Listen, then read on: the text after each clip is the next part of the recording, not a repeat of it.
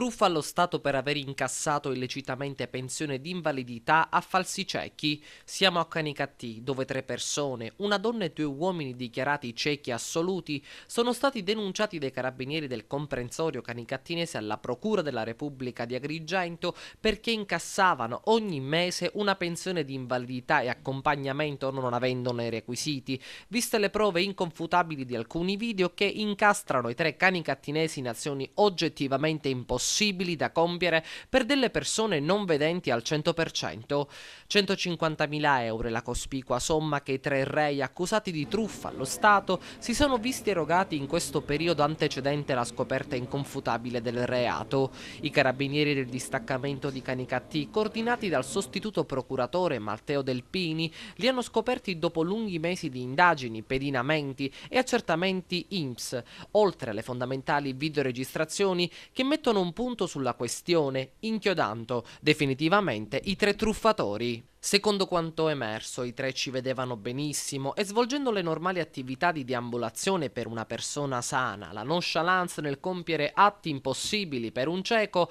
hanno destato perplessità nelle istituzioni, visto il loro status di invalido al 100%. Nel dettaglio, i 3 canicattinesi si recavano abitualmente al centro commerciale dove facevano la spesa e leggevano regolarmente dei piani informativi per scegliere le offerte più vantaggiose e anche le scatole dei prodotti da comprare, prelevavano denaro dai bancomat e addirittura in un eclatante caso che riguarda uno dei 3 colpevoli piantavano pali su un territorio di campagna in una zona rupestre. Insomma, una vita regolare e normale, tutto fuorché ciechi.